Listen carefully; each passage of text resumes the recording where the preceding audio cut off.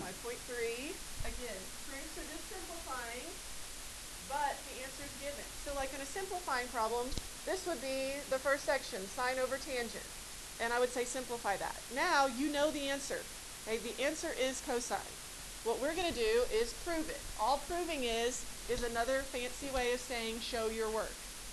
But each step individually matters. Okay, you have to show each step individually.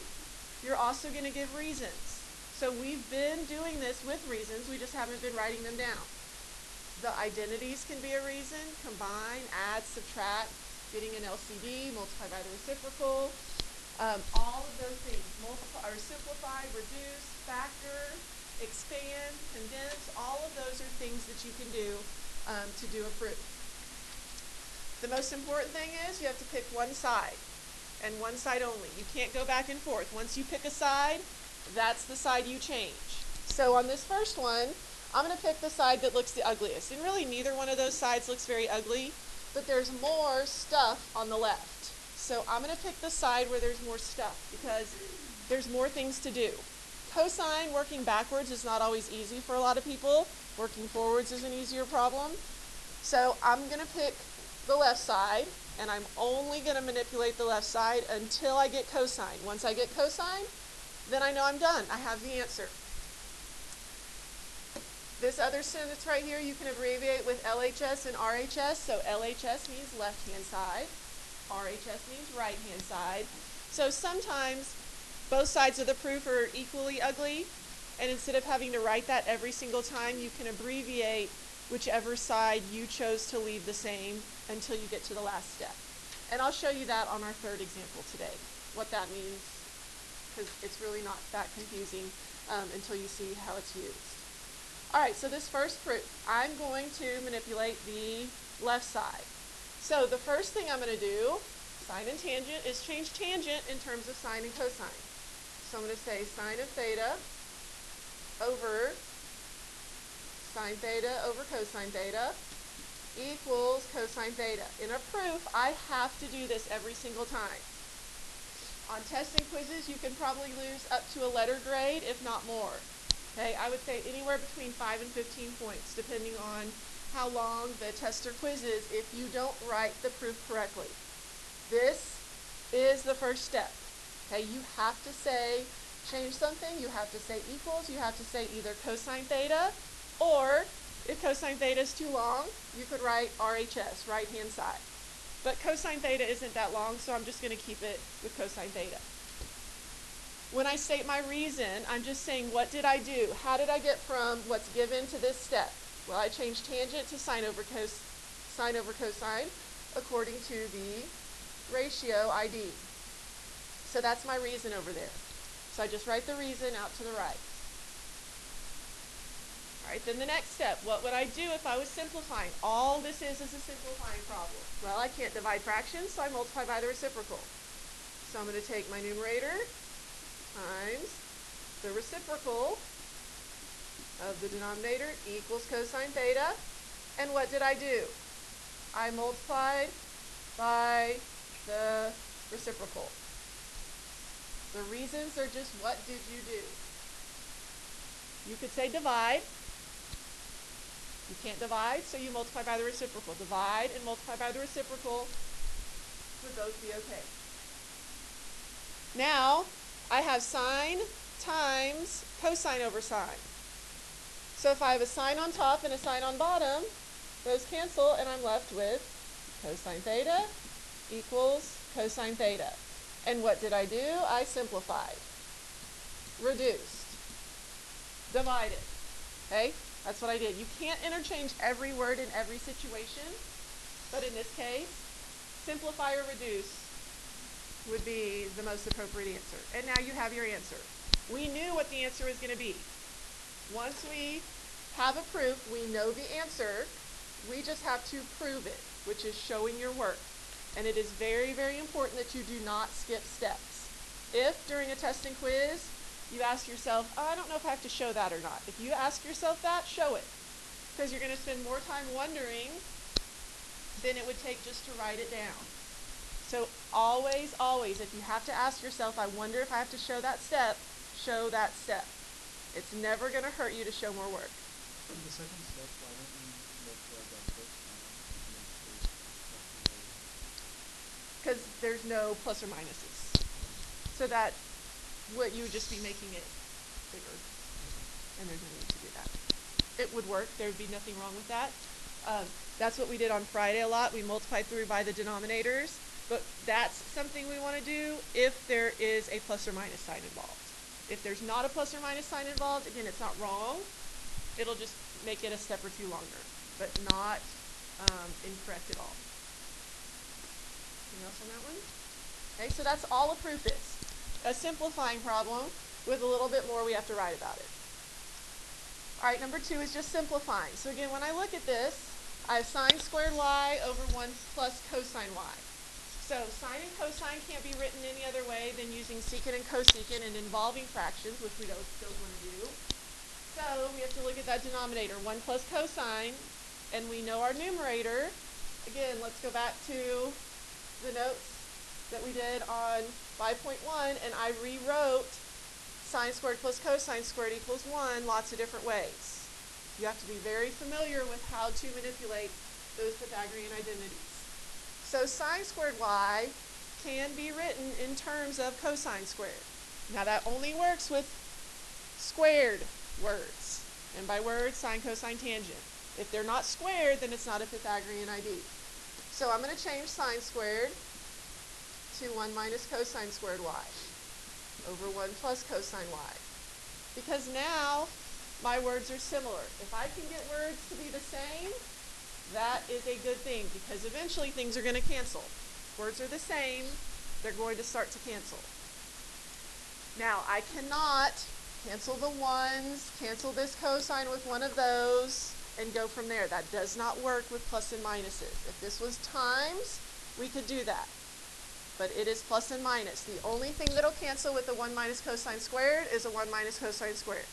Only thing that'll cancel with the 1 plus cosine y is a 1 plus cosine y. So on Friday, we did learn how to factor. Okay? We have a perfect square, and a minus. The difference of two squares. So my numerator, I can split up the 1. I can split up the cosine squared y. 1's plus, 1's minus. Over 1 plus cosine y. Remember factoring. Friday we focused on factoring and getting a common denominator.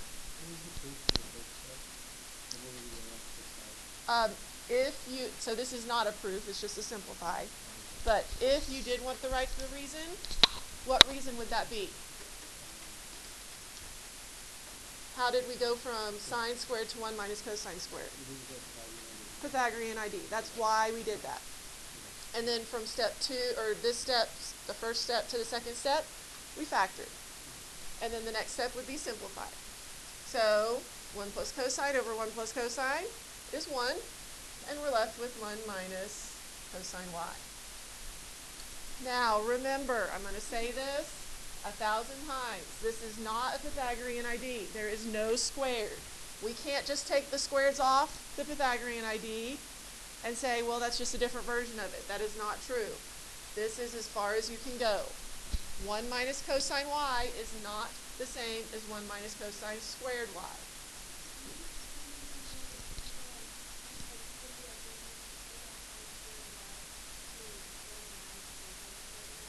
So that's just your Pythagorean identity.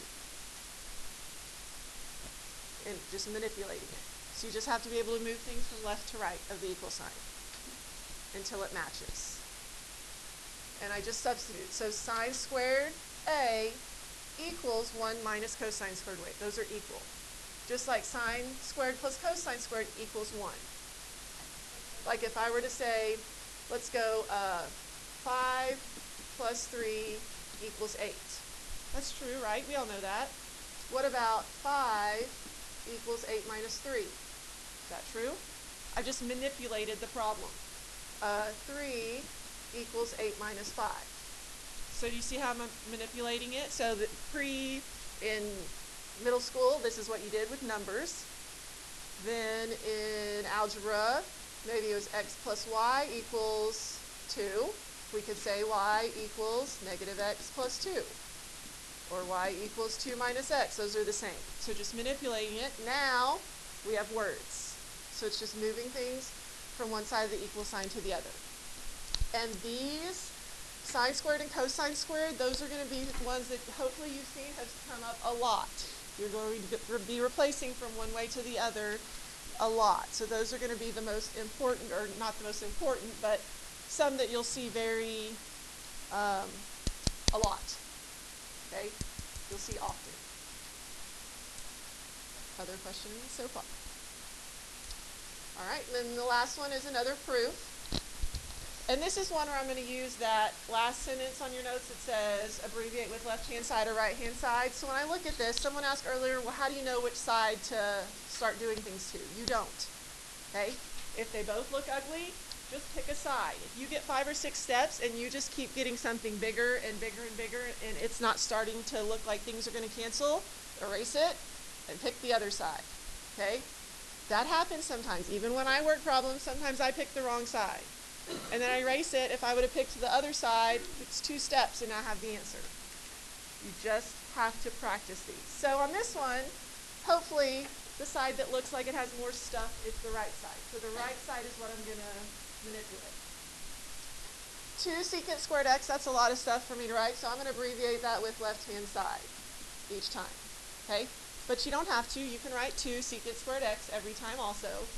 You'll just see as you work these problems, sometimes both sides have a lot of stuff, and you can abbreviate until you get to the final answer. Your final answer must be both sides, whatever side you decided to keep the same, the other side has to be exactly that thing, not in a different order, exactly the same. All right, so now when I look at the right-hand side, one denominator is 1 minus sine x, the other one is 1 plus sine x. Neither of those are any kind of identity because they're not squared. So when you have something like that that looks close to the same, what you need to do is get a common denominator. So in order to get a common denominator, think about back to middle school. If I had 2/3 plus 6 over 5, I would multiply this side by 5 over 5, this side by 3 over 3. To get a common denominator. I'm going to do the same thing here, it's just a little bit lengthier.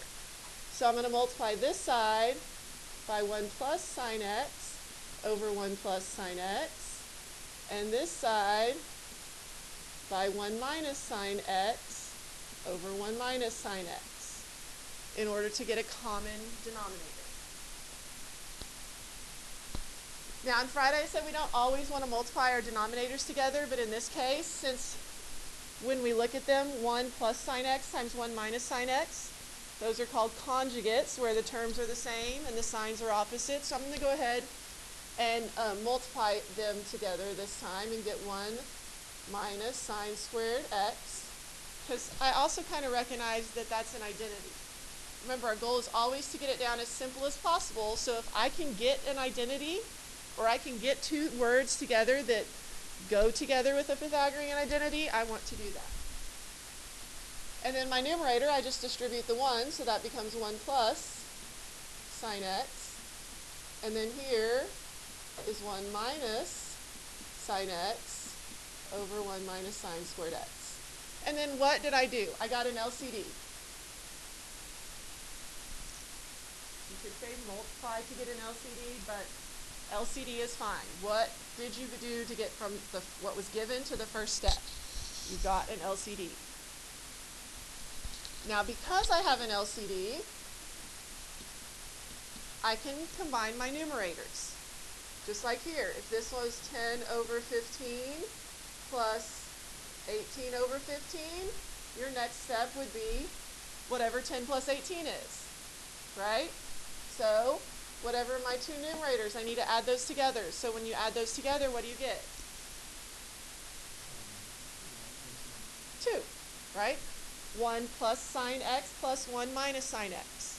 So my numerator is just 2 over 1 minus sine squared x. And what did I do? I added, subtracted, combined. I'm going to say combine. With add and subtract, you can always say combine. Because if you think about 5 minus 3, that's subtracting, but it's also 5 plus negative 3. So you could also say it's adding. So combine.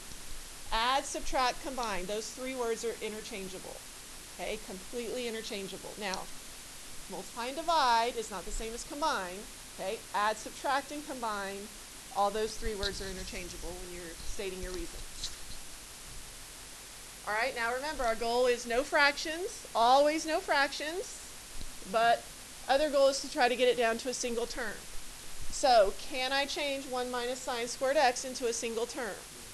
I can, correct.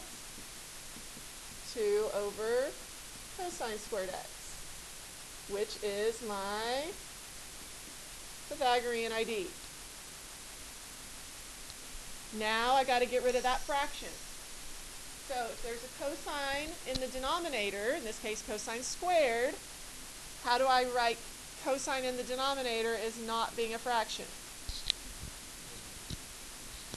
1 over cosine squared. So I'm going to show one more step. This step I'm showing right now isn't necessary, but I'm going to split this up. So left-hand side, I'm going to split that up into 2 times 1 over cosine squared, because that's the same thing, right? If you need that step. Again, it's not necessary. Some of you could probably get to the answer. And if I did show that step, that would just be an expand. I just expanded it. So how can I write this as not a fraction? Jordan? Secant squared. Yep. So now I have 2 secant squared x equals 2 secant squared x, using the reciprocal ID. Again, this second to last step isn't really necessary. If you need that to see how you get to this point, but as you work these problems more and more and more, you'll see how you could go from 2 cosine squared to 2 secant squared. The 2 has to stay. 2 is in the numerator, so it can't go anywhere. But the denominator, we need to get rid of that by using the reciprocal ID. So again, when you're writing a proof, very important that your last step, both sides, are written down with an equals in between them. You have to write them both down. Is it time consuming? Yes. Is it necessary? Yes. Okay, no need to get points taken off a test or quiz just because you didn't feel like writing it because you thought it was too much writing. Okay, don't get points taken off a test or quiz just for being lazy. Write down everything.